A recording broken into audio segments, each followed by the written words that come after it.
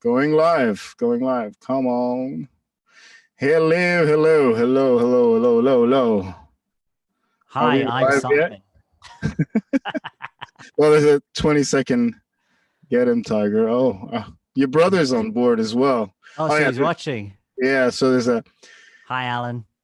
Hey, how you doing, Simon? Yeah, good, thanks. How are you doing? I'm doing fantastic. Thanks for coming aboard. And hello, hello, hello, hello, hello, hello. Oh, hang on a second. I need to put the YouTube. Yeah. So, how you been, man?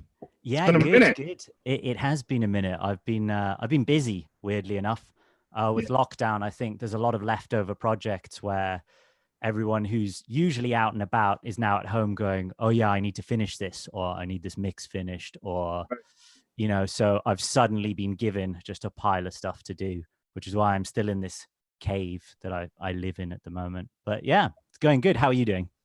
Yeah, fantastic. Same thing. Just lockdown, taking on projects, mixing stuff, getting to know the gear better and the insides and outsides and learning all this lovely things. It never ends. It never ends, but it's super fun. So can't complain, to be honest.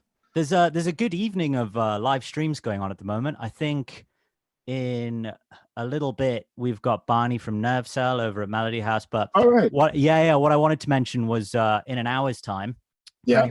Watching Mike Exeter, Google him. He's doing a talk on mental health in the industry. So Mike Exeter works with Black Sabbath, Judas Priest. I met him at Andy Sneap's studio. So Andy did Opeth and Megadeth and stuff like that. Really, really great guys. But when I was working at Focusrite, I met Mike, and Mike has kind of been championing something that no one really talks about, which is mental health in the industry. Because I think a lot of people see this as a job, and like a wonderful, passionate job that we're all really lucky to do. I'm so lucky to be able to do this for a living. But at the same time, there's something slightly different about it, and it's quite personal, and the hours are a lot longer and stuff. So it's really great to see someone of Mike's stature talking about it. So yeah, in about an hour's time, Google him, check him out, and go see his live page. Yeah. Well, yeah, you heard it, folks. Maybe I could write a link for that so people can follow on after this live cast. If you can send over something, I'll just throw it in there. And I've got you on full screen right now. Hold on, I'll try and find it on my phone during the course of this, because it's not for another hour anyway. So, but yeah, okay. That'll be a really interesting one, because I think that a lot of people put themselves through a great deal of stress, because obviously, if you're mixing something, you want it to be perfect. You want it to be your footprint. And also it's eternal, right? It's not like some printed document. Yeah, you don't print a document and hand it to your boss and then it's on to the next one and forever forgotten. People find that, you're only as good as your last mix. So I think people put themselves under a lot of pressure and a lot of stress, and no one necessarily talks about it because, our industry is very male dominated and we're all sweaty big guys that just say, suck it up. So, it's great to see someone talking about it. Yeah, well, there's a couple of great females. Sylvia Massey. I mean, I'm a big fan of Sylvia Massey. You know her. Yeah, man. She's one of my favorites. Yeah. Yeah. Same here. I love her experimentation, everything. She was actually the one that championed that loop trotter behind you. I didn't hear about loop trotter until she started talking about them. So. Oh, is it? Yeah. She does a lot of stuff. It was a dude at Vintage King guy I deal with over there, and I was kind of looking for a saturation thing. It's like, have you checked these guys out? I'm like, no. So I went and looked into it. I'm like, damn, this thing sounds great. It sounds great. Like, I mean, it tightens up the mix. You could put on a stereo bus or whatever you want. You can saturate the crap out of it. Sounds fantastic. Or, you can, but you got to be very careful because it's a lot of fun to use. And you know how when you have a lot of fun toys and you can oversaturate things, sometimes it's a bit too much. But oh my God, but once you get to it, and it's beautiful. What I love about it, it's got a wet and a drive knob. So you got like parallel. So you got, how they have the mix knobs, the parallel knobs. So you just go from 0 to 100, full mix or full wet or not wet. This has both a whole dry knob and a wet knob. So you can actually mix them in together, which is very helpful on a unit like this. Because sometimes you want to get a lot of the saturation, but a bit of it, with the high end spits and the low end coming. Anyway. Yeah. All right. It's not about the gear. This is about you. So, ladies and gentlemen, whoever is online at this moment, I would like to welcome Simon Shorts. Hello. Hello. So Simon, let's talk about your history a bit. I mean, we've known each other for a while, and before we even jump into the history, I want to say that you're one of the people here that actually got me onto like Universal Audio, you know, and got me a lot more serious into production. That was about 10 years ago. Yeah, I And can believe it. Yeah. yeah, and now I got two, actually a third one here. And anyway, it's been great. They're great converters. I love it. But besides that, you grew up in Dubai, didn't you? Yep. Most of your life, or was it like, I know your brother grew up in Kuwait, or I moved to Kuwait when I was one right, year old, when I was a 1 year old. And yeah, that was 1987. right, So do the math, you find out how old I am.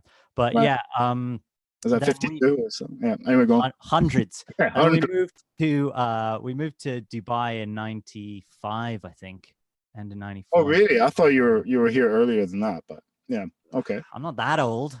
All right. Not sure, But yeah, no. So yeah, 94, 95. We were in right, Kuwait before that. right. And yeah, it was kind of bizarre because the music scene in Dubai, for any Dubai kids watching this, you know what it was like. It was renting hotel ballrooms. Yeah. And, if you wanted any proper venue, you have the licensing fee. And if you're under 21, forget about it, So it was really interesting because you had like this distant view of the music industry, right? And then Right. when the internet started getting better, like I still love all these punk bands, right? But Yeah. they were a very separate, distant world to where I lived and what I felt like I belonged to. Nice. So it was kind of in some ways a really good thing because when I did then turn up, like I moved to London 5 years ago, I was just so grateful for everything. Whereas I think some people who've grown up here kind of are used to it. So it's not like they're ungrateful. The scenes here are insane. And, the distance people will travel to go to see a half-hour set, Yeah. people jump on public transport for 2 hours to go see a half-hour set. It's unreal. But at the same time, when it comes to like working in the industry, I felt like not that it was something that never happened, but Mhm. that it would be very difficult when I was growing up to get involved in that. So yeah, it's kind of cool. And I think there's so many great things about Dubai for music. I think it just needs more of a, I think like fans need to be more involved and feel more involved and feel a part of something, because you have Well, you that's have that's amazing bands. Like yeah, Dubai but has that's. amazing I bands. mean, this is I mean, we know this topic from before. It's been going Mhm. around, and for me, it's like I can't be bothered anymore to talk about it. It's like what Good. you know I what was it's waiting for all you to about. cut me It's off, about the Asad. musicians and the bands and the attitude over here. That's all. It's Yeah, not yeah, the man. venues. It's not that. If you really want something, dude, you go out and get it and you make it happen. But if you're expecting other people to do it, then then it's your loss. Don't come complain about it. No, I'm not saying you, but in general. So I was like, you know what? Screw you.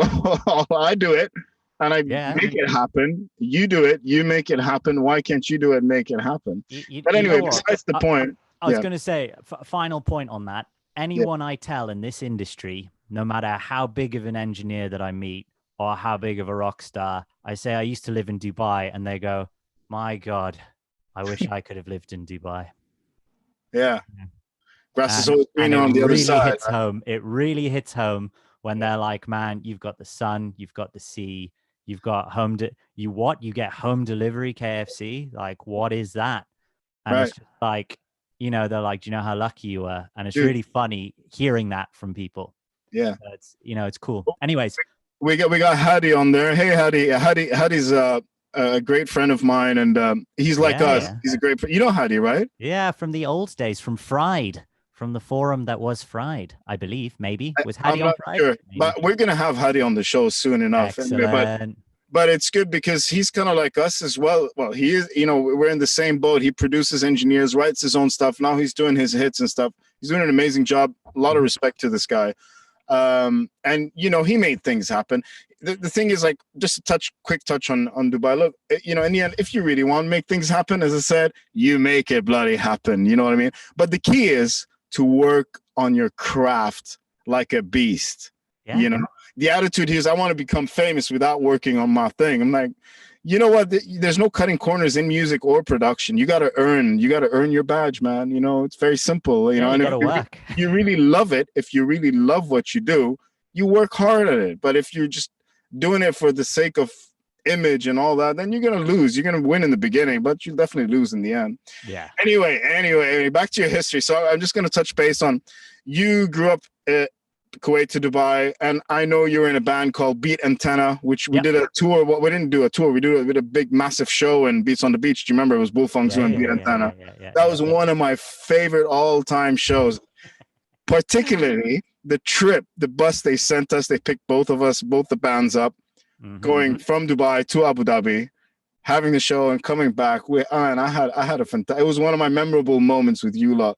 I You fucking honestly, nutters. I would never have it any other way. You know what I mean? If I'm playing gigs and it's not that, and it's not that level of fun and party, I'm Yeah, kind of bored and not interested. It's yeah, like, it has to be fun. And every single tour I've been on since that day, whether it's in the UK or around Europe or playing in America, it right. has to be that.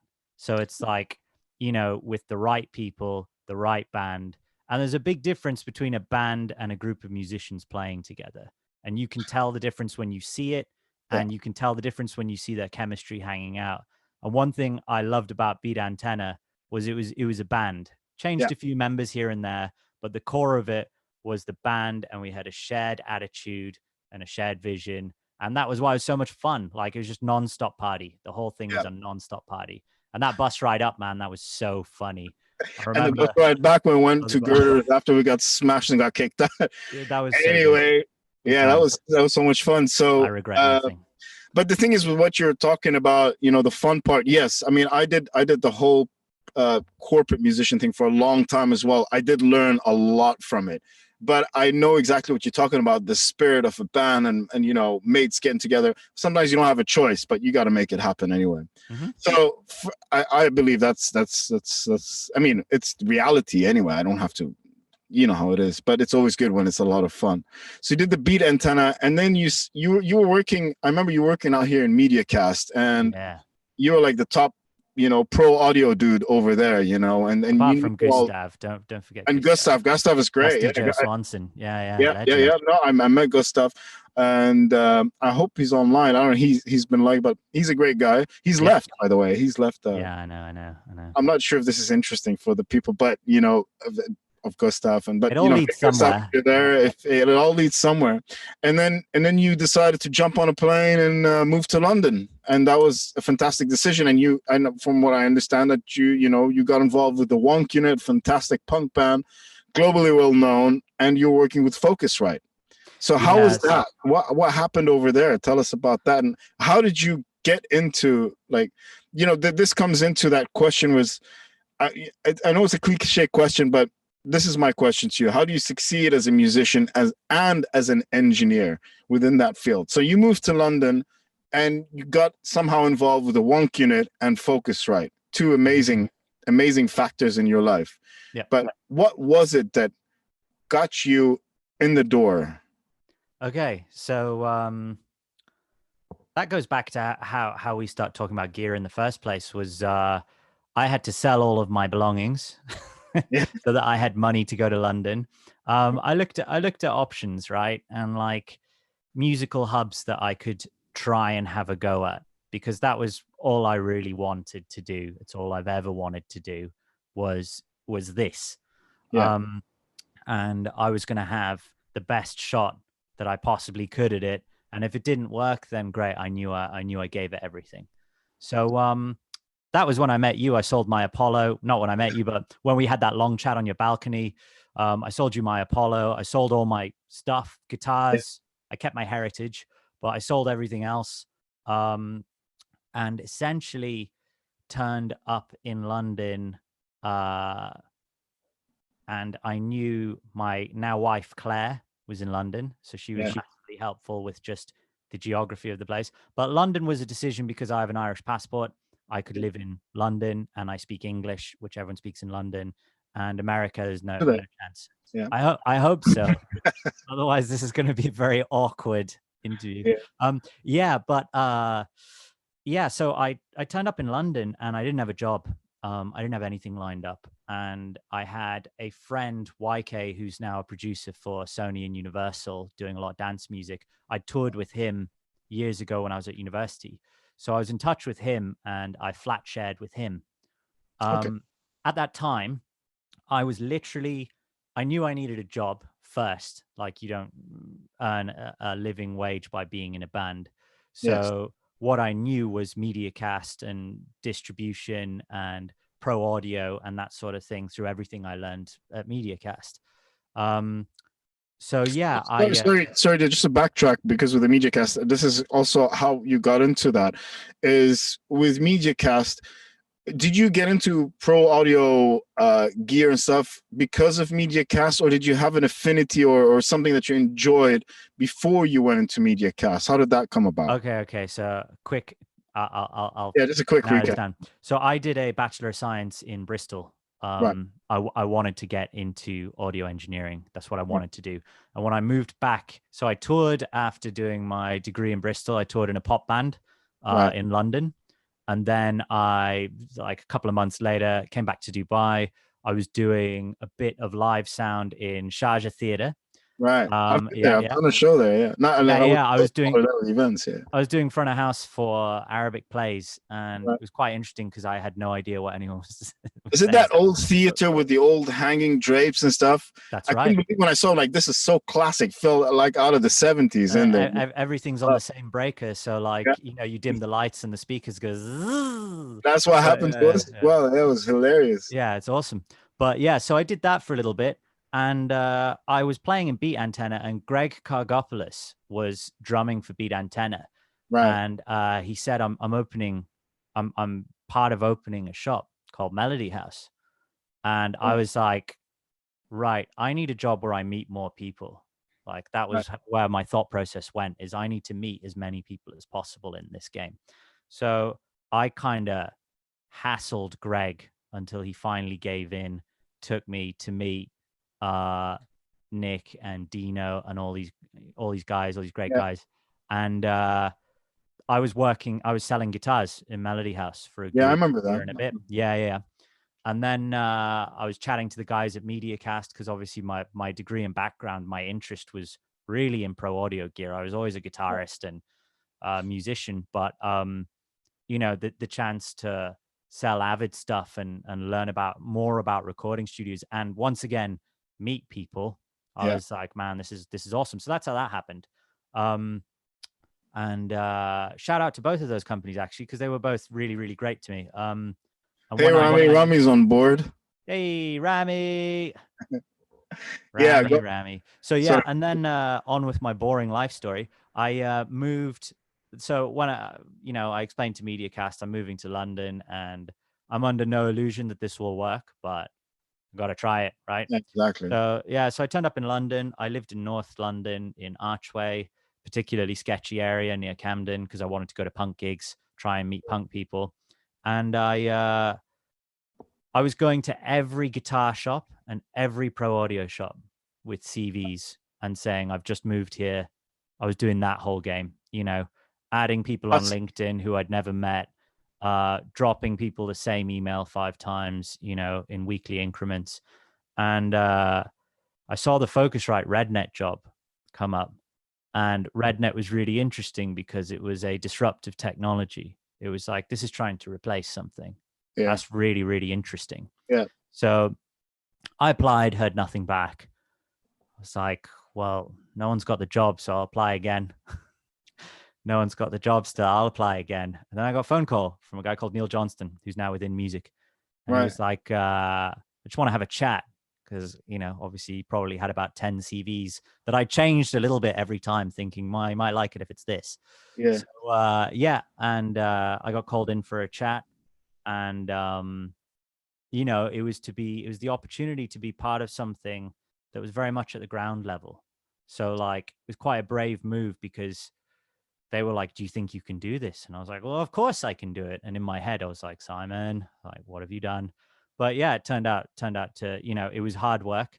And I think that that was where I got my foot in the door with so many fantastic studios. Like my first studio visit was my friend YK still worked at Focusrite at the time. And he said, right, we're going on a studio visit. They might want some RedNet stuff. We're going to bring you along. And I was like, cool, where are we going? And he was like, a place called Real World. All right. That's Peter Gabriel's studio. Yeah. So I Yeah. turn up at like this like fantastic I've seen it on videos, amazing. waterfalls and like 10 different studios and all these famous people just walking around. And I was like, so nervous, in all honesty. And everyone around me was chilled, like, oh, this is the new Rednet guy. And it's like, oh, hey, Simon. Like, what do we call you, Simon or Mr. Rednet? And I was like, Simon's fine.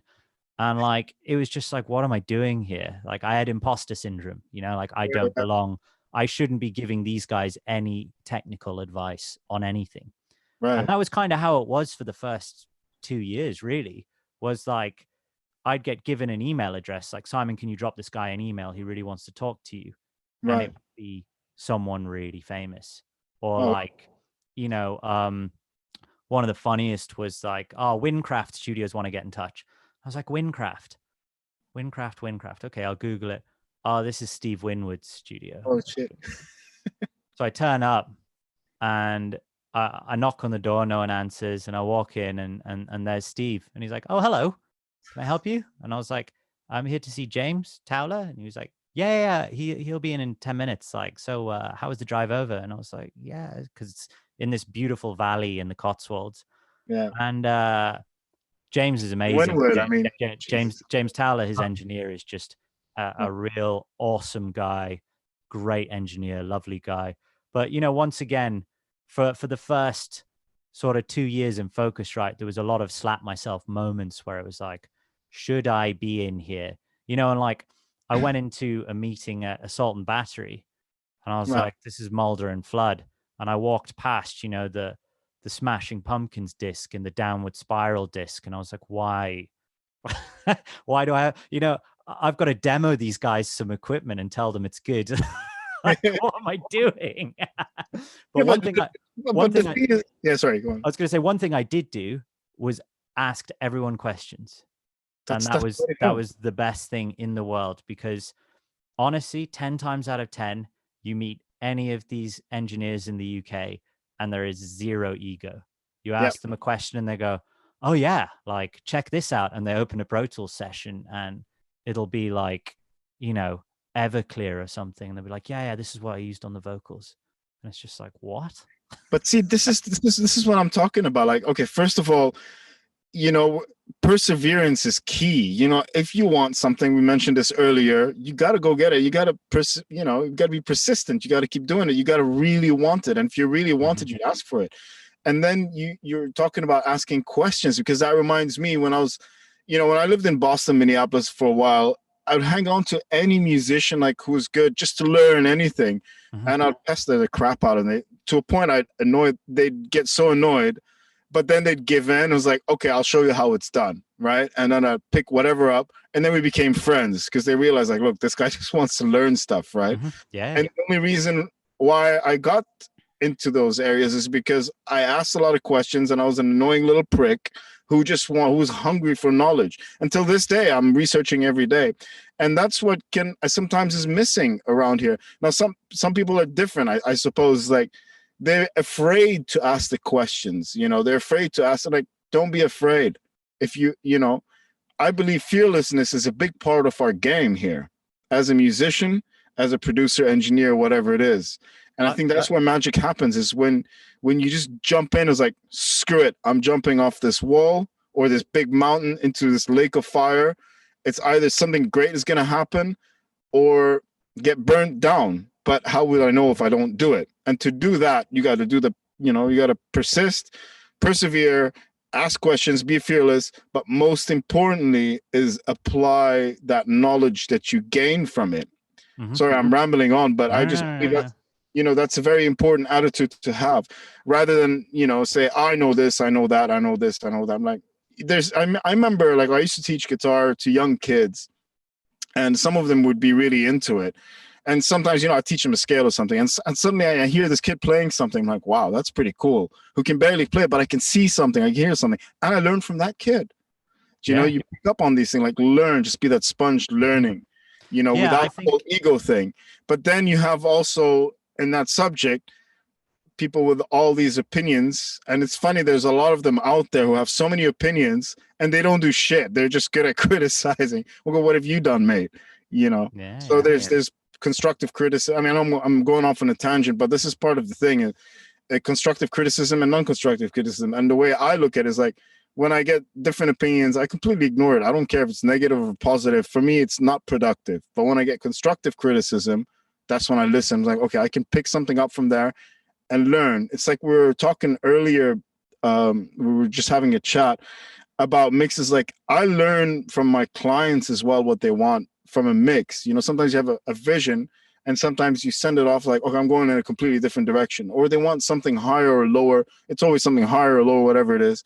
And I'm like, okay, I don't know if that's a good idea, but I'll do it because it make him happy. And then I put him like, you know what, that makes sense. Mm-hmm. Do you know what I mean?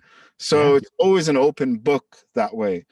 Yeah, you touched on two things there, and like I think I touched many things, my friend. I know. Don't. It's very dark in here. Yeah, no, the My wife's watching. She's gonna kill me now. I think Hi, Red. oh dear. Hi, Red. I think that fearlessness is quite a like tough word to use. I think humility, right? Like I think one thing I learned is like never, it sounds so cliche, but never be scared to ask questions. Yeah, And but that's like part of fearlessness. yeah. But you don't have to be fearless. I think so. This is one bugbear that I have, right? And I said I'm going to be Simon for a second. All right. And you get all these. I see so many musicians, right? And they'll post a picture of themselves in front of thousands of people. They just played a huge gig, fantastic. And then they write, "What a humbling experience," and you go, "That's the opposite of humbling." Like the history of the word humble was when you were in the royal court, and the humble pie was the pie that had like the intestines and the bits that people didn't want. And you were given that because you weren't in the royal family, right? And you were being told this is your place in life. Like that's what being humble is. So like to say it was so humbling to receive an Oscar, and it's like that's the opposite. Like, Right. so be humble, like understand. I think a lot of people when they start off in engineering and producing, they don't realize that they're providing a service, Yeah. right? Exactly. And they go, I want to be this top producer, I want to be, and that's perfect, but Yeah. you are working for someone else who is paying you Yep. to do something they need you to do, right? Yep. Because they don't have the time to go and read a load of books about science. They want you to fix it. Yep. And on that level, it's really important. And to be able to do that in the modern world where technology changes all the time, you have to learn and ask questions. Things You got change to keep up every to date single all day. the time. Yeah. I was doing a seminar in Derby at a university on RedNet and live recording, and I was talking about a live recording we did of the drum and bass DJ Goldie with the Heritage Right. Orchestra, Yeah, I know goals. super With session. an Yeah, orchestra. yeah. So Interesting. he did his Timeless album Okay. with a full orchestra, two drummers, like full live drum and bass. So it's You were fantastic. tracking that. We tracked it 98 mic pre's behind the stage using the red. 98. Oh yeah. How many piece Yeah, orchestra was it? 60. yeah, it's huge. So that was with Will Holt and Cameron and the Focusrite team. That it was a big job, but yeah, I was talking about that, and at the end, a guy came up to me who looked kind of familiar, Yeah. and he was like, "That was really great. I've got some questions about Dante," and I was sitting there, and I was like, do you run a studio in London or what? What are you doing up in Derby? And he was like, I do have a studio. I do a lot of stuff. Here's my card. And I was so embarrassed because it was Alan Branch who's done like Jeff Beck and whatever. So I was like, oh, What a Alan. humbling I experience. was I was like, right. I was like, I'm so sorry. And he was like, no, like, what are you talking about? And for someone with so much knowledge, like I learned there and then that like asking questions has nothing to do with what you know and don't know. Yeah. Like it's it's so important. And Yeah. I remember hosting seminars out in Dubai where it'd be like, there's this new technology or this new console, and no one would turn up. And they'd be like, I'm too busy. Like, you're too busy to learn something. Like, okay. Or like we'd have someone from another country turn up, and Yeah. it would be like, this guy's all the way from Canada. Like, I won't say what brand or whatever, but people would be like, yeah. And it's like, you don't think you'd learn something new from someone who's been engineering in Vancouver for the last 20 years? Like, I Of course. reckon you might, you learn something from anyone. Like you said, like teaching a kid guitar, you learn from. Anything. I mean, you pick Yeah. up on anything. Any. It's just, I think, as you said, it's like you need to keep your ears and eyes open, and whatever means necessary. I mean, nowadays we have the whole Google and YouTube, but you got to be, you got to get your sources right. That's very important. But there's so much knowledge out there. I've learned so much Yeah. just from YouTube and Google and so forth. Well, as soon as this camera came on, I was like, what's that you've got there? I said, what's over your shoulder? Oh, Tell I me got what it thing. does. But besides the point, these are just tools, man, to help. These are my I look at a studio and tools, people are like, yeah, what's all this and blah blah blah. It's like a guitar, right? So you can play my guitar, you might not feel comfortable with it, but for me it works really nice, and I feel it. I hear the sound and I love playing it and stuff. This gear is pretty much the same thing. That's how I look at it. They're just tools that help me execute my vision in production, whatever it is. Well, They're just tools. there's two sides to tools, right? So I've often met people who've gone, yeah, you can achieve all of that with very minimal setup, which is very true. Yep.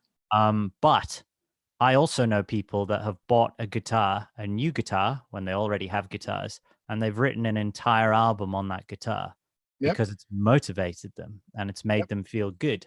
So it's like, hey, there we go. I have like no issue with people buying lots of gear. I mean, can you imagine if you spent 10 years on the same laptop with the same version of Logic or Pro Tools and just using 4 different plugins to do all of your mixes? 10 years That's all time, you need if you want. you can do it if you want, but I guarantee you be a jaded man or woman. Yeah. I mean, look, honestly, when it comes to gear, I love the analog sound and all of that. There's one thing though, what I love is, we were talking about Sylvia Massey in the beginning, and what I picked up from her and Joe Barisi's the experimentation, which I do a lot in my music, and I love experimenting with different pedals and different sounds and all that. And whatever you get from my studio, I love when I'm recording a source. Like I was talking with Andy last week about, for example, a keys player, a good friend of mine, Gordon, came out here and he was tracking some keys with Gorgon from I. Is it? Well, he's not with I. He's got his band now, Portable Mind. Sorry, Gorgon. Doing some, and I was like, let's record these synths. I'm like, hang on. I got my Octafuzz out. I got my, an Octavia down and a wah and stuff. Let's experiment with this. Let's put it through this preamp, put the saturator on, dime it up, and get a crazy sound out of it. Now with that, and we got an amazing sound, and we experimented even more, just even with pedals and preamps and stuff. You are not going to get that from plugins. I'm sorry. This is my sound. This is the sound you got from this studio. You get what I mean? So there's that side of the thing. And these are the tools that help me experiment with these different sources and sounds. Obviously, do you ever make your own ambience chambers?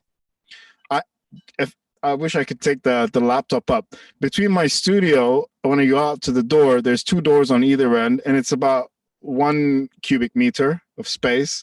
And I was experimenting as a little echo chamber there with the mic. So a little speaker setup. With a little speaker setup. And put it in there.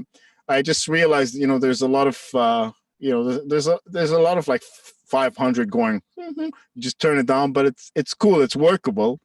I'm not sure if I'll use it that much, but I experimented with it. You'll find that one thing it works amazing on. I've started doing it a lot.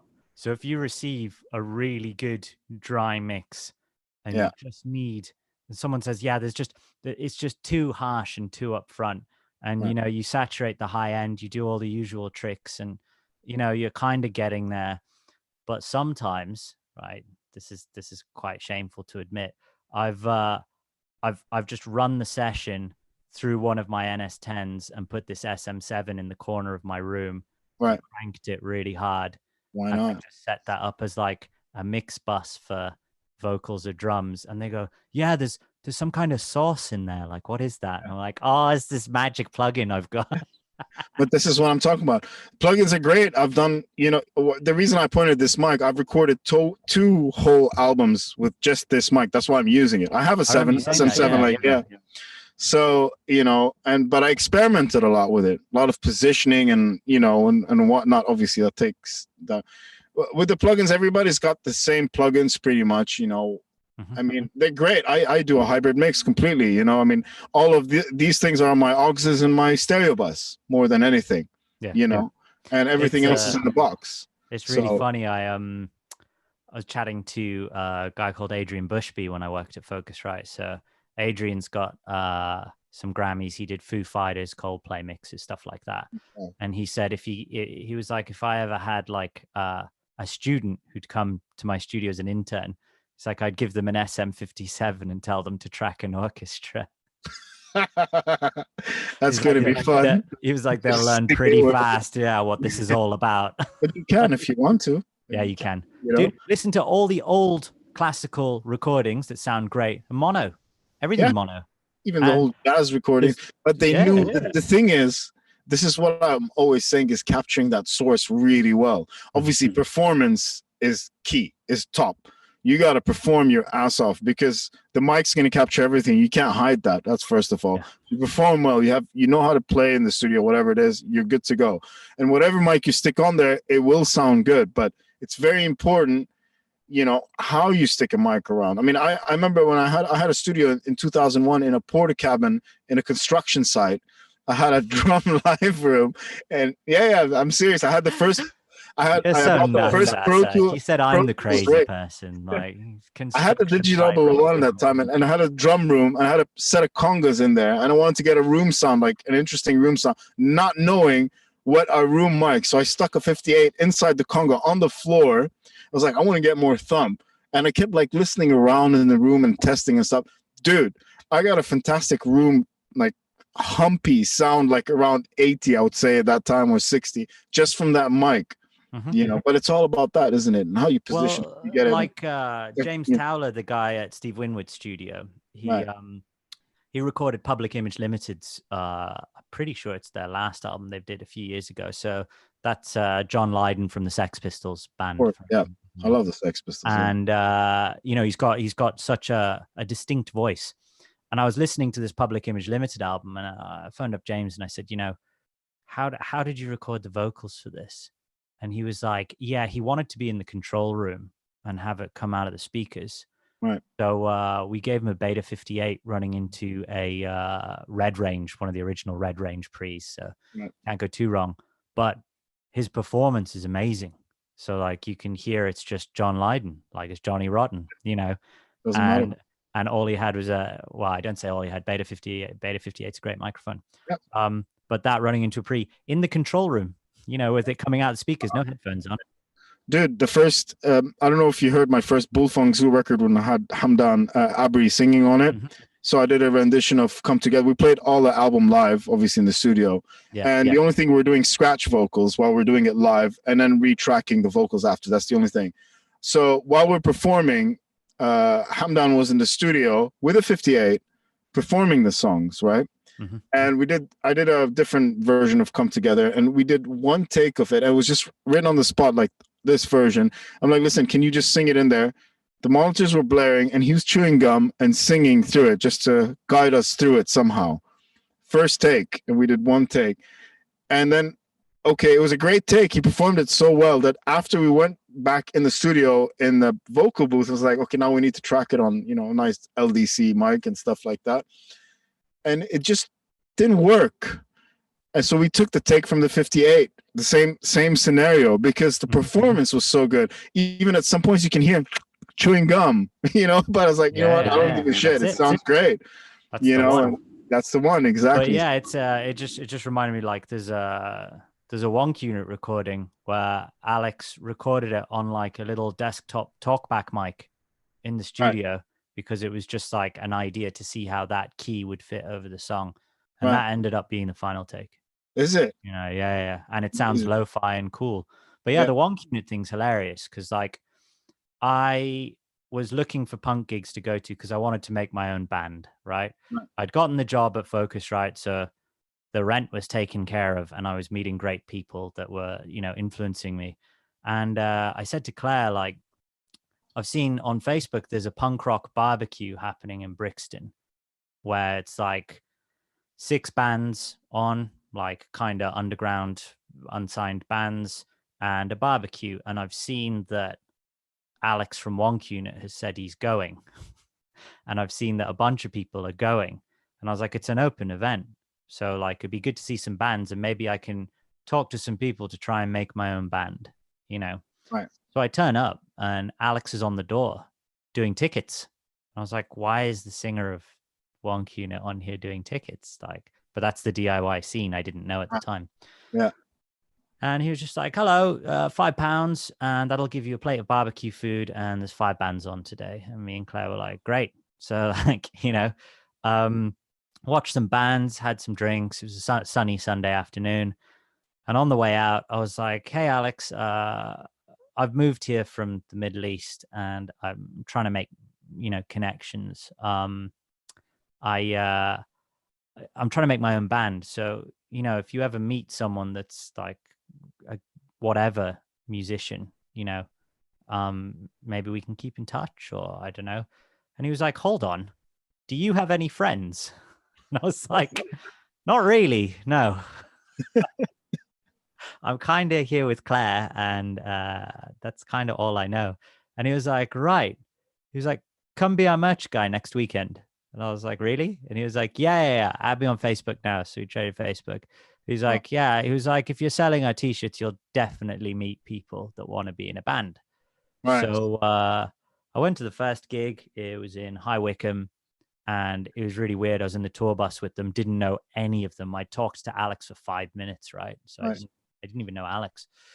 So we're sitting there and Alex was just like, so you're from the Middle East? And I was like, well, I'm actually Irish. And they were like, oh, they're like, well, this is boring. We were kind of excited to have like an Arabic guy with us, like, so we could ask him questions, but like, great. We've got some Irish guy instead. So it was really funny. And during that gig, they were like, so what do you play? You said you're looking to be in a band. And I was like, guitar and keyboard. And they were like, are you any good at keyboard? Like genuinely, because we need a keyboard player. And I was like, oh, sure. And they were like, right, come to an audition in 2 weeks at this place, which was like, bearing in mind, like every trip from where I lived to Wonk Unit was 2 hours on public transport. So a variety of trains and buses, because I was North London, they were all the way south. Right. So I took my keyboard and like finished work that evening at Focusrite, and then got to practice for like 8:30. I did a couple of songs and I was so nervous because I hadn't actually played music in a long time. It had been, 8 months since I'd played in a jam room. So I was super nervous. And Alex was like, great, as far as we're concerned, we want you in the band. What's your schedule like next week? And I was like, well, I'm at work. And they were like, because we go on tour with Slaves, who are a huge punk band. Right. And I was like, oh, what kind of tour? And they were like, well, it's all the O2 academies in the UK. And I was like, next week. So I went into Focusrite, like, guys, is there any chance I could take 2 weeks off to tour? And they were like, who with? And I was like, Slaves. And they were like, yeah, it'll come out of your holiday, but do it. And I was like, awesome. So I'd had one audition and then went on a tour with Wonk Unit as their keyboard player, playing like all these sold out academies. It was really crazy. And through that, I met everyone, obviously, and lots of big bands in the punk scene. And from there, like that band was just a super good times band. I play with them less and less now because I'm doing Lynoness, which is another story, which is hilarious. How's that coming along? Very good. New single. Following the stuff, they're looking great. Yeah. So I was working at Focusrite, and Steph. I gotta give a shout out to Milton's on there. Hey, Milton. And Scuba People, yo guys, what's going on? Saeed's there, yo. Milton did the best thing I've heard any engineer do in a long time, which was he did something in his Instagram story with his face over the Rick Rolled guy. and he was kind of just making stupid noises and going cross-eyed. And I was like, yes, someone's keeping it real. So shout out to Milton for making Hey, me laugh Milton. so Yeah. hard with that video. He's That was great. hilarious, dude. He's so funny, man. Like, Yeah, yeah, yeah. So funny. he did He's this one like, with Rick Ashley putting his face on it, like I saw it. yeah, that was it. Yeah, Rick Astley. But How yeah, did you get that, first of all? tell you what, if you're in Dubai and you want someone to mix your tracks that knows metal and has supported metal for his entire life and being, Milton's your man. Like, Yeah. shout out to Milton. But yeah, so yeah, I was working at Focusrite, and someone was like, West Harts College want to talk about RedNet, and I was like, okay, cool. And I got handed Steph Carter's email, and I was like, Steph Carter, why is that name familiar? Google Steph Carter, Gallows, like one of my favorite punk bands, right?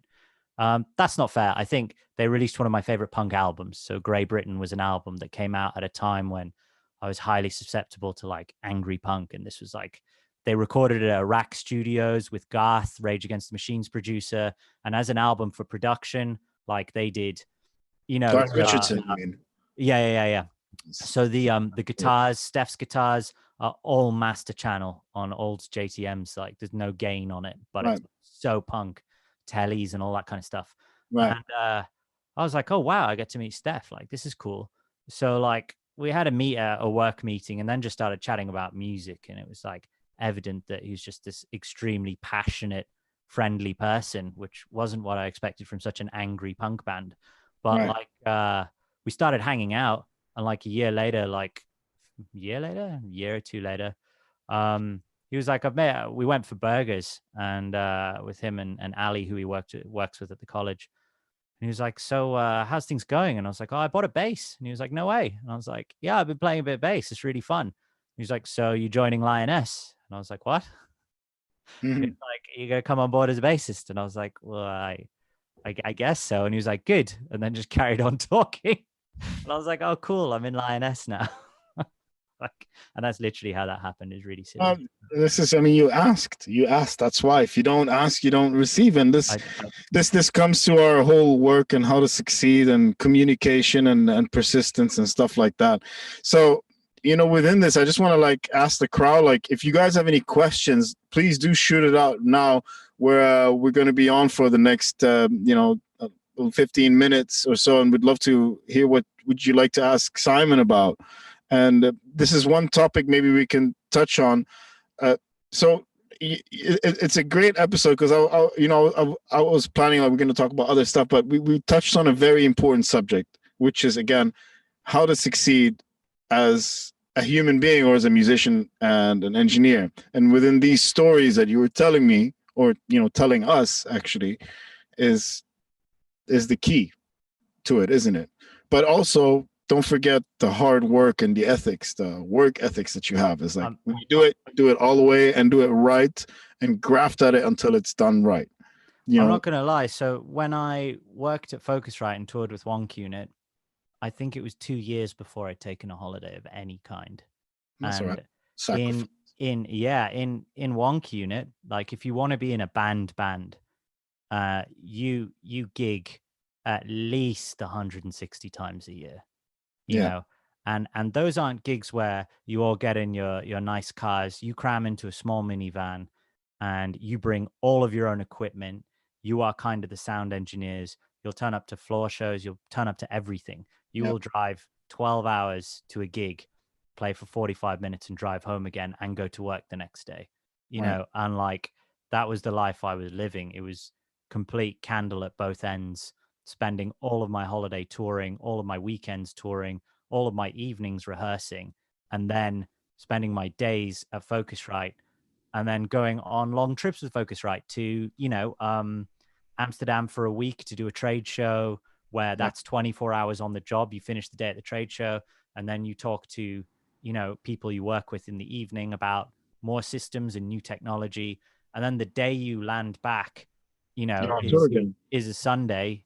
You're at band practice because you've got a tour lined up, and there's no time for comforts. There's no time for, sleep. There's no time for a lot of stuff.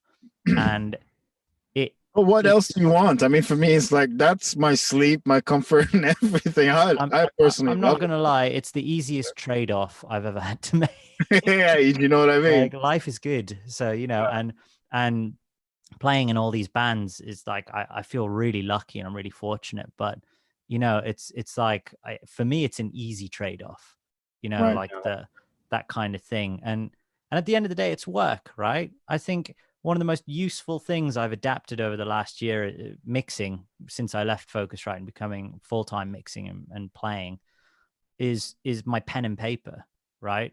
So I will listen to a mix that I've done and take a day away from it and then listen to it. And instead of touching anything, I will write down what I don't like about the mix. And then I'll come back to it 12 hours later and be like, do I still feel this way? Make some more notes. Then I have a list of things to change, because the second you go, kick isn't loud enough, but I don't want to turn it up, I'm going to EQ the highs a little bit on this nice little plugin. And then Right. you go, oh, now that I've done that, the bass isn't sitting. And you start doing things that you never needed to do. Whereas Yeah, of course, pen and overdoing paper, it. Yeah. pen and paper, and also printing all of your mixes. I print every mix I do, and then I'll load that up in Logic as like a B channel out of my drama, Yeah. and I'll go, right, is this as good as it needs to be better than the mix I did yesterday. A Yeah. B A B A B A B, You have and to. it's like and stuff like that, where I visited Mandy Parnell once, the mastering engineer. Right. So she has done Bjork. She's that big Uh, girl with bleached hair, isn't it? she's awesome. She is Yeah. so awesome. Yeah. I've seen But she heard. said, I was talking to her about her mastering process, Yeah. and she said most of my work is actually done just sitting listening. Yeah. She's like, I don't touch anything for a good day, where I'll listen to the whole album over and over for an entire day before even turning on my mastering console, Mm. where Mm. it's like I need to listen and understand this and understand the singer, understand where the music's coming from, what it wants to communicate with me, Yeah. and then she talks to them, and then she'll start making small adjustments and listening to how that reacts, which Yeah. was so inspiring for me, because it was like, you know, we're all kind of slaves to the song, right? Yeah. I don't believe anyone writes a song. I think if any of us weren't here, someone else would write that song. Like I believe that songs are this weird energy that exist, and we're just these weird little transmitters that claim it's ours, but it's not really ours. And you hear that in music, right? The second someone gets their ego in the way of the song, it starts to wreck the song, which Oh, is why 100%. sometimes simple songs are amazing, because they're slaves to the song. They're like, what's this song trying to do? What's it trying to tell me? Song is king, always been. Yeah. How can we serve the song? Exactly. You know, and this So this important. comes to like and when we're getting mixes and stuff from our clients and whatnot.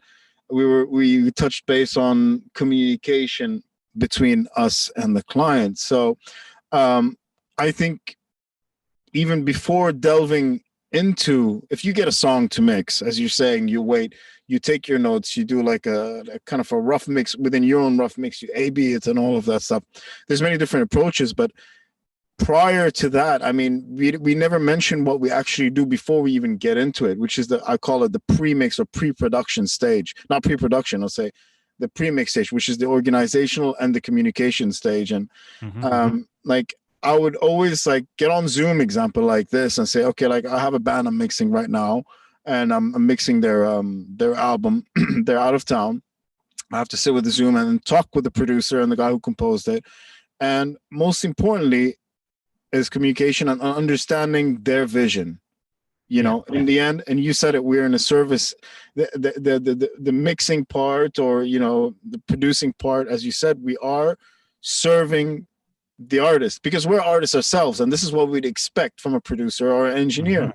You know what I mean? And communication is completely valid, and we have to be able to know or understand or translate what they're trying to say.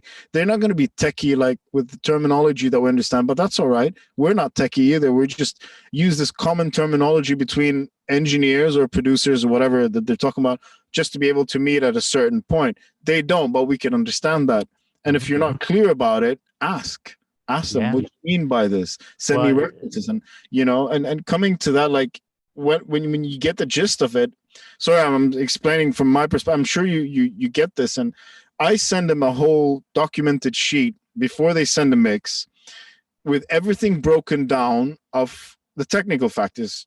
Send it to me in this format, layer everything, label everything, put it on the channels, because that pre-mixing production, what you call, takes a whole day's work. And I don't touch the mix until I get it all right and organized and ready. Then I say, okay, I'm not going to tackle the mix now because I've been, fixing the phase or, gain staging, whatnot. And I'm not going to do a good job. So I'll do it the next day with fresh ears. That's my approach in it. And that's because of the part of it is the communication and organization with the client or the artist. I'm babbling off now. I'm hoping I'm hoping there'll be like Q&A or something pop up. And I'm just thinking about what you said, which is quite interesting, because what I'll do is I'll receive the files, and before opening them, I'll have a Zoom or a Skype or whatever and say, what have you sent me? Like, what am I about to uncover? And I do it the other way around. I said, before you send me anything, let's talk, so I can send them what they send me in an order. In all honesty, though, like sometimes they'll send something that's been recorded a bit, but the performance, the performance is rad. Yeah. Go. Sometimes the performance is bad as well. No. Like if the performance is good, yeah, you don't want to discourage them from sending that. The other thing I always ask for is their demo, because I'll say, if you have recorded this, someone has tinkered. Someone has a demo. You need that because it's your guide as well. You need to send me this because A, it's how you perceive it, but B, it's how you've been listening to it for the last couple of weeks, months, or years. Yep. And I need to know that what I'm about to do isn't going to have you lose faith in the mix. Yep. So it's, you get the demo. I find that talking to people and asking them questions about the song helps me see the emotion a lot better. It's just questions, about them, depending on how far they want to talk, right? Yeah. But like some guys are just like, shut up and mix my song. Yeah, which is awesome. Like, that's great. It's like, here's your mix, but it's always like, I'll always set up a call and have pen and reams of paper and make hundreds of notes. And before you know it, most artists pour themselves out. That's why they write songs anyways. They want everyone to hear about their problems. Yeah. So, they're more than happy to tell you where the song comes from and why they've decided to do things for the chorus and the verse that are drastically different. And why there's no bass in half of the song, and by finding that out, you can sit and go, right, how can I make this person happy? Because 9 times out of 10, if it was up to me, I'd mix everything really punk and just run everything through some tube overdrives and say that the job's done. Like, good luck with playing that in any size room except headphones. But if it was my choice, that's how every mix would sound. Yeah. I'll often download an album and rearrange the song order because I'll be like, this is how I prefer it. Yeah, that's fine. That's a personal. And then play it out of like my 25 watt Marshall amp and go, now it sounds better. So I always think it's not what I want and I learned that from going to a bunch of seminars. I said I've been to so many seminars with famous engineers and producers, and I often ask the same question of, I have someone I'm working with, and they've demanded that I mix it a certain way, and I've mixed it in a way that I am not proud of. Right. This isn't a piece of work I'd want to show someone. Right. And I give it to them and they go, this is exactly what I wanted, Simon. You are amazing. I love working with you. Yeah. And the engineer was like, well, what's your problem? And I was like, well, I can't show anyone this mix. And he was like, yeah, but are you a mix engineer to show everyone how good you are or to give artists what they want? Because he was like, if you looked at the 1,000 mixes I've done, you'll find ones in there that you'd be questioning too. But what you do is give the client what they want. They give you more work and you move on to another mix as well. And you do a fantastic job. Like 100%. He was like, your ego is getting in the way of you thinking that your name is on there. He was like, the singer's name is on there. Your name's like fine print. Exactly. Like, I was going to come. Yeah. And I think a lot of, when I started out, I wanted to be this fantastic engineer, I'd look at, I'd look at Andy Wallace, I'd look at all these guys and be like, everyone knows this guy's name, and he does these fantastic things with mixes. So clever. But at the end of the day, they're doing that as well. They're providing a service. They're just, when I met Andy Sneap, sorry to drag on. No, keep going. I said to Andy, you've done all of these fantastic metal albums, right? Like he's a go-to metal mixer, right? And countless credits. And he said, well, I stick to deadlines religiously, and I have a very set out work ethic, and I never miss deadlines. I always maintain professionalism. And, when you're working with major labels, that's what they want. It was like, some people have said I have a lot of people say he has a signature metal sound and whatever. And but it was like, the reality is, the reason I get the gigs is because I'm very professional. I set expectations and I always meet deadlines. Everything's ready on the day. I never go, I could make it better if it was a day later, or because that's the mix, that's done. Here are your revisions. Here is an alternative mix. Right. That's it. And he said that's how he gets more work, is by maintaining those deadlines, professionalism, conducting himself in a business manner, and it goes back to providing a service, right? Like, 100%. It was amazing watching your last chat, because you could see that there was that fine line of you guys were talking about delivering on time, but also the fact that mixes do take time. Yep. And all that is managing your client's expectations. Don't sit there and go, I could do this mix in a day, if you haven't really listened to it. Listen to the mix and go, I can meet 2 weeks' time. Well, that's what I do. I mean, because, I work in that, and I prefer, I have the attitude of under promise, overachieve, but under promise and overachieve in many different aspects, especially in time management. So I'll tell you, if you give me a mix, look, Simon, I'll give it to you within 6 days, but I know inside I can manage it in 3 days. I'd rather have that extra time and not tell you in 3 days and not have it delivered properly. I'd rather, deliver and take my time with it and go, I might deliver it to you in 4 days. I'm like, oh, that was quick, and you as a client would be super happy with that, because there's always rooms for revisions. There always will be revisions the way we're working now. We're working remotely. Nobody's in the studio with you. Yeah. There's always revisions. 100%. So since I've started working remotely, I've actually done the opposite. So I will say, before jumping down a rabbit hole for a couple of days of something you won't like, here's my mix that I've done in 24 hours that's super rough. What do you not like about it? And they come back and go, wow, you've done a mix in 24 hours. And I go, yeah, here you go. And they go, I don't like, and it'll be something that I haven't thought of. I'll assume that they liked that guitar sound and that's why they sent it to me. And they'll go, the guitar sounds a bit brittle. And I'll go, amazing. The second I take that harshness off the guitar, I hear the mix and I'm like, right, give me 48 hours and I'll send you another one. Send them another one. And then the revisions are minimal. But if I was to mix it based on assumptions when you're remote working and not send them something immediately as a rough guide where they go, it does sound like you've taken a short amount of time to mix this, but what I don't like is this, this, and this. It depends on your relationship with the client as well. But being able to do that remotely saves so much time, because you could spend 3 days doing a mix of, you think that because they're playing a hard rock song that they want to sound hard rock, and sometimes they don't. Sometimes they're like, oh, I've been listening to this Cat Stevens album and I was really hoping that you'd capture this side of it. And it's like, well, I didn't know that, whereas you can save a lot of time. Well, what you said, actually, I did that with a couple of clients. Now, but the thing is, coming back to communication, sometimes it's not a good idea to send it within 24 hours. The reason, I know where you're coming from. I would do the same on everything. Why? Because I want the revisions to come in as soon as possible, so I could get started. So I could start with time is money, 100%. But some clients, like I've had a client, I finished a mix for him within the day. I got it done. I'm like, cool, it's great. And I wish I didn't send it. And, we had the whole chat and stuff, and it was wrong for me at that time.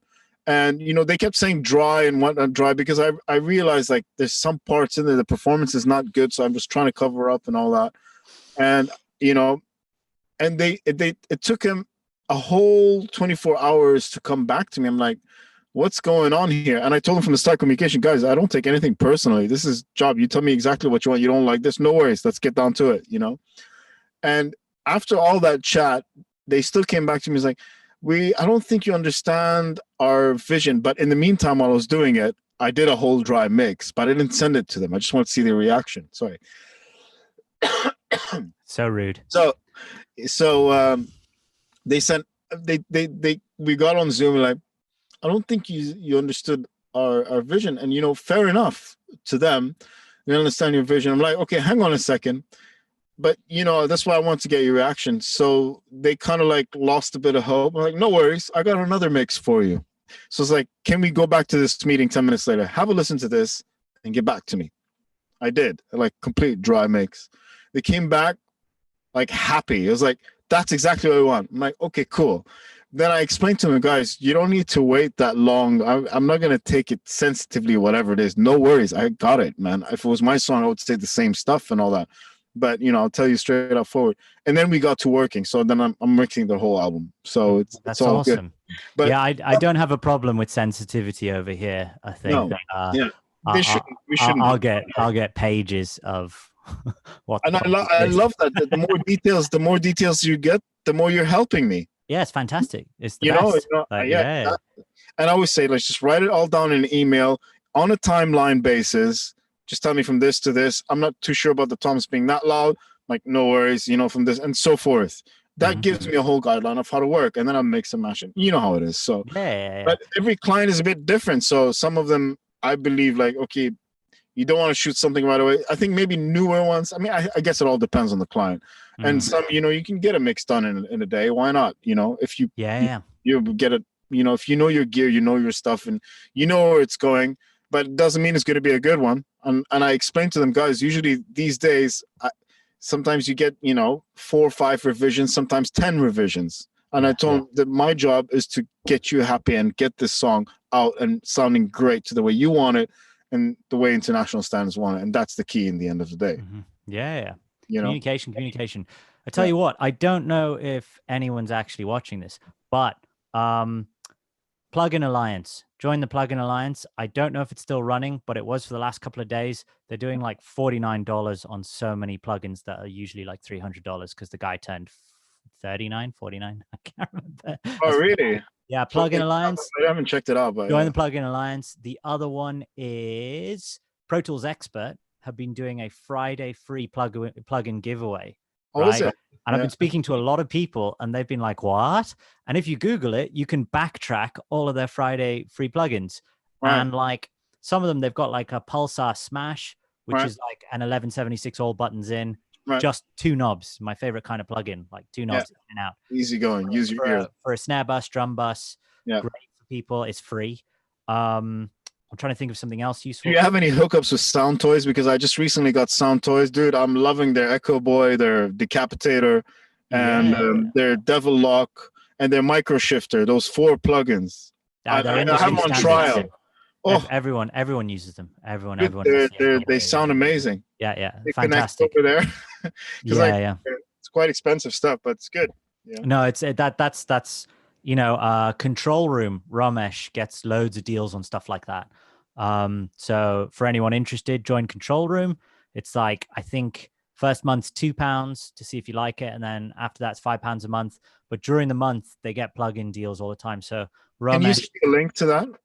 Or can you send us a link on this YouTube page? Just like drop in a link. Let me see. Because I've set up this. You don't have to do it now. You can do it just after. Oh, cool. Yeah. So Ramesh did Bring Me the Horizon. He's worked with Bring Me the Horizon on some stuff. He's done. He's a guy in Wales, really good rock and metal producer, and he actively runs Control Room. And you can ask any question, and sometimes you'll get the people who've mixed it answer. So like a guy asked a question about an Ed Sheeran vocal mix and was like, how is it so up front?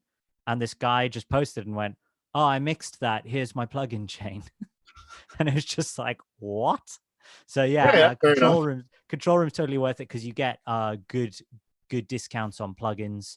So whoever is watching this now, like, Yeah. just anticipate the moment. Simon will send us the link and jump on it with Romesh. And it's a really cool community of non-egotistical, fantastic engineers that are just really great. And you're getting like deals like, let's say example Santos I mentioned, like, okay, a plugin's 200 US. Like how what are the deals going on there? Like it just depends. There's been some really, really good ones. Right. But yeah, stuff on Sonox plugins, stuff on all sorts off the top of my head. Yeah. So yeah, it's, even for the first first month, £2 is nothing to find something out, and you will learn something off there. It's very heavily moderated, so there's no like trash on there. It's just a really nice page. But what's cool as well is they got forum, right? So like an open chat. So like our jobs are quite isolating, as you know. So like if you're hitting we have this. yeah, if you're hitting a dead spot in your day, you go onto that Discord forum and you're like, hey guys, what's everyone up to? And everyone sends pictures like, oh, I'm working on this or I'm doing this. And it gives you that little spark, to get back into it, that little bit of motivation. Yeah. But yeah, the other thing, check out, what are they called? Hold on. Give me 1 second. This is worth it. This is a good plugin deal. I hope everybody's watching and they're doing it for quarantine. Is it Black Rooster? Black Rooster Audio? Yes. Let me check. They're still running it. Check out Black Rooster Audio. They're doing 90% off their bundle. So like, what kind of compressors, all that kind of stuff, classic compressors. But Joe Barisi, talking about like Waves and these companies, or this is their own brand? It's their own brand, Black Rooster. So Joe Barisi's like done a bunch of videos for them, but listen, I have to stop for one thing on this. There's no stop. I said I'm an unstoppable. This is great. Force. Now I just want people to bear in mind, it's not about how many plugins you have and blah blah blah. It's learning whatever plugin you have at this moment. It's good to have this stuff, but we always talk about it. I know you're plugging that away, which is good, but I mean, so much fun, Assad. Like, I'm stuck in quarantine. I can't go outside. What am I going to spend my money on? The pub's shut. Right. Yeah. For every pint, I buy an 1176 clone. But I think it's so important. Like, I mean, like particularly what we're talking about is like a lot of the up and coming guys and stuff like that. And, with today's technology, they just buy a shit ton of plugins. I'm like, dude, can you run a session with 4 plugins? One compressor, one EQ, you can multiply them everywhere. You know what? Reverb and a limiter or something, whatever. Can you manage that with that? Because I mean, the more you have, the less creative you have. I mean, I believe creativity comes with the least amount of resources you have, because you start getting all these creative juices. Okay, how do I solve this within the least amount of the journey? But I learned that the hard way the other day, where I was pitched a plugin from someone I knew, and they were like, "This is amazing. It's on discount. Gotta get it." Yeah. And I looked at it online, and I looked at some example videos, and I was like, "Hells yeah, I want this." I just bought it. I loaded it up, and I was like, "Right, I could have recreated this in 5 seconds with the plugins this that is the thing, right? Like I can slap this on, slap a saturation curve and a multi-band compressor, and I have what I've just spent a bit of money on. Even though it wasn't a great deal of money, it was like, wow, lesson learned, Simon. Like, you never stop learning that trick, because it's exciting, right? You get excited when you see something sound cool and you hear a band you like has used it, and then you invest in it. And honestly, now that I know how to use plugins properly, and I know how to use hardware properly, if someone said you need to mix a whole album and all you get is Pro Tools stock plugins, I'd be like, that's more than enough. Yep. It's like, you know how I think about it. We're both guitar players. It's like a pedal board. How do you mix and match to get this certain sound? You got to hear the sound first in your head before you put anything together. It's like, okay, I want to get that fuzz with a little octave and blah, blah, blah. Okay, I got this. I can do it with 3 different pedals. No worries. But then it's how you play it. Yeah. You know what I mean? It's the same thing with plugins. Dude, you don't need... But the thing is also with plugins, sorry to interrupt, is what I do is, if they have a trial version, I never buy it until I try it. And I sit and try to, is it worth it? Is it worth it? If I'm not going to make use of it, I don't want to have it in there. I'd rather have less clutter in my DAW system than too many things. I mean, rather limited. My EQs are 2 EQs on there: the API and the FabFilter Pro Q3, and sorry, Yeah, 3, Fab Filter's great. and the Waves SSL. That's all Oh, I yeah. use for EQs. You know, in the box. You know, Yeah. It's I that, don't need. you know, Waves SSL, that little red Yep, dB booster. That's yep, all I touch. yeah. The 8K. It's always at the Yeah, 8K. It's like turn it up a lot. There it is. yeah, Done. there it And the is. 300, and the 300, just removing the bit of mud. That's it. Yeah. High Wait, pass, obviously. It depends what you. Low mids, down, Yeah, red, up, right mid, up. That's it. Yeah, surprise. yeah, exactly. You know, it's like on a 1073, they have a 12K shelf, and on the SSLs, the 8K, you just push it up. On that one is Mhm. 12K, and you push it up. Oh, that's great. You get that nice sizzle on there. Yeah. You just got, and they all have their own different characters. You know, that's the thing about plugins. If you get a bunch of them, you don't. It's like knowing a multitude of people.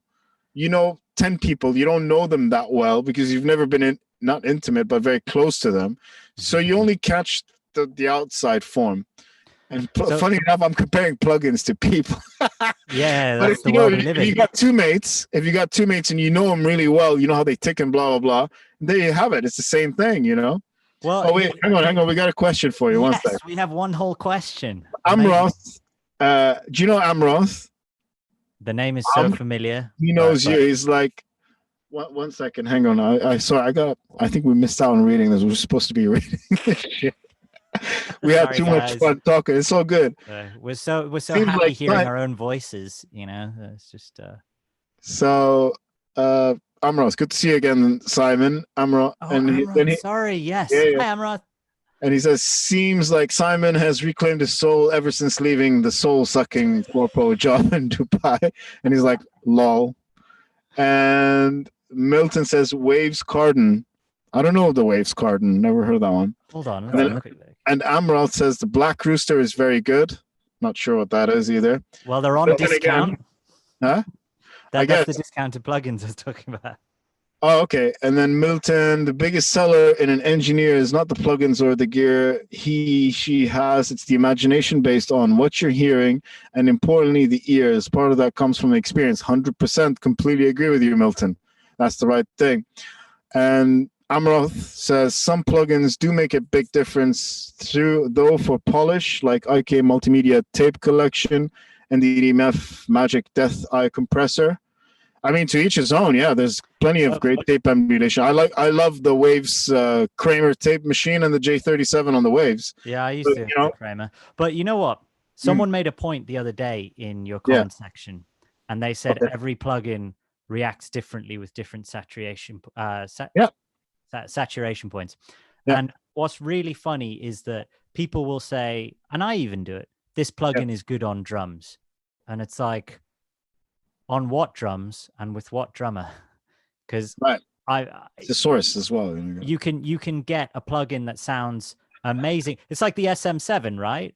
Like I'm on an SM7 right now. Do I sound like Michael Jackson? No, but he used an SM7. Yeah. Like it's all relative. Assad, I'm dying to know what you're laughing at. So Milton threw in the plugin called Waves Cardin. Right, I've just Googled it, and you should know. Milton's like Pierre Cardin. I have so I have just Googled. Go on, you open up the YouTube and just have a look at it. I stupidly Googled Waves Cardin, not seeing his discount joke, and it says Waves MIDI free cut panty, buy one get one free. Pierre Cardin lingerie. Thank you, Milton, for the great tip. I got it. Yeah, it took me a minute. Sorry. I got sent to a lingerie page for not getting the joke. That's what I get. Thank you, Milton. He did the metal version of. Oh wait, hang on. There's another one. Milton says prior to that, he's like he did the metal version of "Never Gonna Give You Up," then went viral. Yeah. Okay, we're gonna have Milton on the show. By the way, he's booked. I'm not gonna mention when, but he's coming on. That's gonna be a fun one. Man, you know what? Right, growing up in Dubai and you know, I was super into punk, but punk bands, including my own, were rubbish. So metal was like the thing that you listened to because there was some kind of decency there. Yeah. And Milton was doing metal mixes on stuff since I was a teenager, you know. So like shout out to Milton for sticking it out and maintaining a standard. Like, you know, it was a polished, good standard of recording that no one else was doing. Like me and this guy Sammy were trying to do it, and we didn't know what the hell we were doing. We knew we wanted to record bands, but yeah, we didn't know how. But yeah, Milton always maintained, like, he was always very, very focused, very serious. And without people like that, like, I have a feeling there'd be a lot less of what grew for a while in Dubai in the sort of late 2000s in metal. So yeah, shout out to Milton.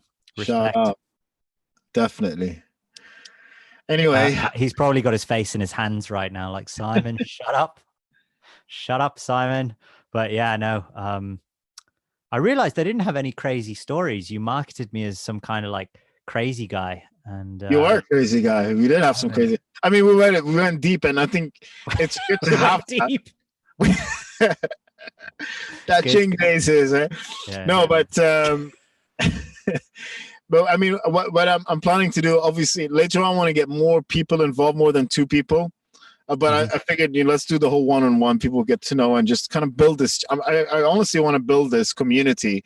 I mean, genuinely, like doing these talks with people who are in it, And I think that's what. Maybe I'm going about it the wrong way, but I'm enjoying these talks because, first of all, it's completely casual, and that's what I want to approach. We'll tell you, like, for the people to see, it's like just casual talk, so everybody can feel comfortable, come and join in. I don't want to sell anything. I just want to talk our own visions on things, you know what I mean, and build this community within the Middle East region, and that's what we're kind of trying to do. I think what you're doing is amazing. Like, Thank you. genuinely, and it's a real pleasure to be part of it. I don't know if I've had much to offer, but I think what you're doing is awesome and needs to carry on. And the fact that we've got old friends like Milton on here and Amrath and all that, like, this can grow. It just genuinely takes how long's Joe Rogan be doing podcasts? Like 20 years, like, so it takes ages to take foot, but I think keep going with this. I think it's a really good idea. Yeah, I mean, eventually, I just want everybody to come together. I mean, really, this is my big point of these conversations. I could do videos. People ask me to do, like, I did the whole studio too. I hate doing videos. Okay, I have to film that. Like, I got a lot of mixing, a lot of music to write. I don't have time for that. So for me, this is really easy because it's live stream. There's no preconceived notions. And I think for me, if I'm watching something like this, actually, how I got inspired to do this is I subscribe to Pure Mix. I picked up a lot from there. Pure from Joe Barisi to Vance Powell to Andrew Shepps, all these guys. And now because of the quarantine, they not doing the exact same thing, but it's like, okay, we're in quarantine, let's talk to each other. And they are. And I love that was the most I got information and got completely inspired that way, besides watching them and learning from them how to mix and all the whatever I could pick up. So I figured, why don't we do something like that? There's shit ton of other videos of like, oh, check out this plugin, what does it do? Check out how I record my guitars. Dude, there's so many different techniques. Figure out your own, just do it. Just understand the basics and do it. You have to do it. Sometimes people want to hear it from you, but who am I anyway to do that when you have all the greats who already have a billion videos on there? If you're gonna learn from the greats. Why are you learning from because everybody else is learning from them? So this is my philosophy. What I really liked from your last chat was the mention of the mono button being like the best plugin tool that you could use. It is, like mixing is genuinely, I'm a firm believer of this. Mixing is phase alignment, panning, and level. Like that's mixing. And if you can't do that without the help of plugins, you need to do a bit of reading and a bit more practice. But that's genuinely all it is. And like talking to people, I've been like, wow, how does your kick drum sound like that? And they've been like, not out of phase. well, they've gone, it's just 2 overheads and a kick drum mic for the whole kit. And I've gone, you phased it? 3 mics, and they're like, we flip phased on the overheads and the kick comes through more because everything's phase aligned already. And it's like, oh, but still, even with that, because I believe like with the pre's, when you get the phase switch, it's polarity switch, it's a bit different than phase mix. And we were talking about mono. I don't need to use a plugin. I got my Avocet here. I got a mono button and a phase switch, which is amazing because like, ooh, I've only got mono. Done. Yeah, that's cool. Okay, that's cool. But mixing totally in mono, it's not I don't disagree or agree. I think I always check my mixes totally in mono. I even check them here. I'll show you something. So I even check my mixes on this small little JBL portable speaker. Mhm. Yeah, Because you got to see how these things dude, translate. I've got my NS10s. Yeah, I I got have those a as well. I have a spare laptop set up Yeah, with a Dante feed into it just for stereo out. It's always running, so I yeah, run it through crappy laptop speakers. yeah, And I've got a bunch of different pairs of headphones, yep, and then I've got a series of the latest. God, listen to me. Fairly new KRKs on the yeah, floor, sitting on the carpet. right, I can hear how bassy things can get. yeah. Right, it's like a fake sub on an extreme level where I'm not interested in. Yeah, there you go. I That's have two sets of the old and the new. I check mixes yeah, on yeah, the yeah, old yeah, man. because I know how they sound as well. Because that's what we used to listen to. Like you It's have how to have it's how all the everyone, sources. everyone. I've been to so many studios, big studios, and on the Yeah, consoles, yeah, they've had mods of putting a laptop speaker into the console yeah, so that they can mono check out of, especially just as a tip, I guess for. This one's for you, Milton. No, I'm joking. No, harshness, right? You can get a nice loud mix going and you listen to it on a phone. And the second you start turning the volume up on your phone, when you get to full, you start getting that brittleness and you go, oh, it must be my iPhone speaker. But then you listen to a really good mix engineer's mix and master and you turn it up on full and you don't get the brittleness. And a lot of that is high mids and highs that are hitting a limiter just that little bit too hard. And you have no idea finding that unless you play it on an iPhone and turning the speaker up.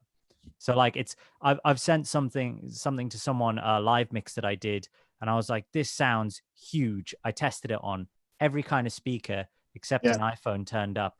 Lo and behold, he receives it on an iPhone in the pub, turns it up, and hears a lot of with a kick drum and Right, like singing. And he was like, yeah, it sounds a bit harsh. And I was like, what's he talking about? And I was like, that only happens when you have your iPhone on full volume. Like, that's a bit extreme. And then I was right. like, but that's what people are doing. So, like, be careful of your hard limiting on guitars and cymbals and stuff like that, because it sounds great on a million devices. And then the Mhm. second you put it on a phone and turn the volume up full, it doesn't Yeah, translate. It's really weird. And like I said, I blamed it on the iPhone first. I was like, well, it's shitty phone speaker. What do you expect? And right. then I listened to some of my favorite engineers and I was like, how come they don't do it? Even punk That's true. You have, mixes. you have to check. Now, lucky for us, even a lot of these phones today, they're coming in stereo, which is cool. Mm-hmm.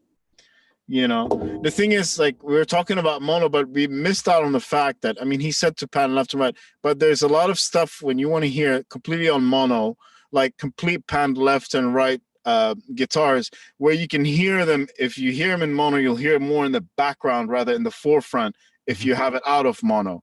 Yeah, So yeah, that's something like for other people, it's like when we mean mono, like yeah, there's certain things that completely a pan are going to disappear in there, but they're there. They're just in the background just because it's in complete mono. As long as you have the kick, snare, singer, vocals, whatever is happening, that's there intentionally.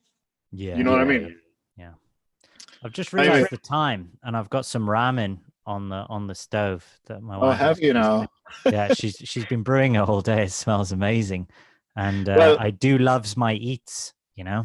so we're gonna wrap this up. I just Yeah, got a yeah, couple of comments. One from your brother. Hello, yeah. Alan. Hi, And Alan. Milton says he owes you a beer, and Alan says if a train leaves the station 60 miles an hour, train B leaves an hour later at 80 miles, which train arrives at fucking. I've got the answer. Alan, Imhotep is invisible. That's the answer. He's like There nicey you go. but spicy. And Nice but Amroth, spicy. It's a good park and shop sausage. If you see in park and shop, they've broken down Park and Shop. They've torn it down, the old Park but and they got Shop. a new one, right? I heard they got a new one. Yeah, yeah, there's a new So one. Yeah, but the hear old. me out, guys. This is more important than anything I've said all night. Get the nicey but spicy sausage, cut it open and fry that meat. Put it in any tomato pasta sauce, and you've got a great ragu right there. Nicey but spicy sausage. Maybe All right. maybe chuck in some fennel if you got it. Carry on. And Amroth, your brother mentioned that nicey and spicy. And Amroth says it's such a shame that as the decades pass, almost nobody has a decent stereo system at home, phones and laptops. It's Milton's like, I agree, but yeah, we got to go with the times. It is unfortunate because you put so much hard work into mixing the music to be heard on, at least a decent set of speakers and people hear True, on the phone. but You there's know. a silver lining. I'm a glass half full kind of guy, Mhm. and concert speaker systems are better than they've ever been. Oh yeah, Um, 100%. and The acoustics going on, and research going into Dolby Atmos stuff. Where yeah, I did a lot of work with the Dolby Atmos screening rooms in London with RedNet and Dante systems because they got huge channel counts, right? right, And the cinema experiences that they have started developing for the home and yeah, for cinemas, like the future is bright on that level. So I know we got these like small phones and stuff to listen to, but at the same time, that I hear you as well. It is a shame, but like concert systems are good, yeah, cinema systems are good. So at least we got that. yeah. And end on a high, quarantine. Yeah. Anyway, dude, Simon, it's fantastic talking to you, and I can't wait for Lovely you chat. guys for you to come round in the near future. Yeah, man. So, I gotta come to your studio and twist all the dials. oh, you better, yeah, of course. I can't. I'm like giving tours, like whoever wants to come visit, come round, please. And a lot of people came round, and they hear Yeah. the sound and stuff like that. So to wrap all of this up, how to succeed as a musician engineer. So perseverance. Don't be afraid to ask questions. Go and chase what you want. Go and get it. I mean, this is a very important topic because it's extremely helpful, but you have to do it. You have to do it. Yep. It's just Put your ego in how your mouth. I shouldn't say, but put your ego somewhere where the sun don't shine, and keep your mind open. read the book A New Earth by Eckhart Tolle. He teaches you about ego and Yeah, how it's actually a bad idea to listen to it. So yeah, absolutely. And if you want something, go get it. And always be pleasant and polite. Never be rude or arrogant to someone. yeah. And ask lots of questions. And work really hard, harder than you ever think you need to work. Practice, And practice, practice, practice, practice. Never work finishes. Keep well. learning. Yeah, work really hard for a very long time. Like that's what it is. Like, anyways, So I'd ask, what's a Mexican favorite bookstore? He's a good mate of mine. He's fucking hilarious. It's called Mexican Avocado Dado, boy. avocado dado Mexican bookstore. Yeah. I'm listening. I'm interested in Mexican bookstores. Anyways, Anyway, dude, lovely chatting with you, and stay in touch. And I will have a chat with you anyway afterwards. yeah. And say hi to Claire from me. Take I care. will. Stay safe. You too. Peace, love, and good happiness stuff, my Thank friend. you for having me, Asad. It's been Anytime. a wonderful pleasure as always. Thanks, brother. You Nice take one. care. Take Bye. care. Bye. Are you gonna leave? Hang on.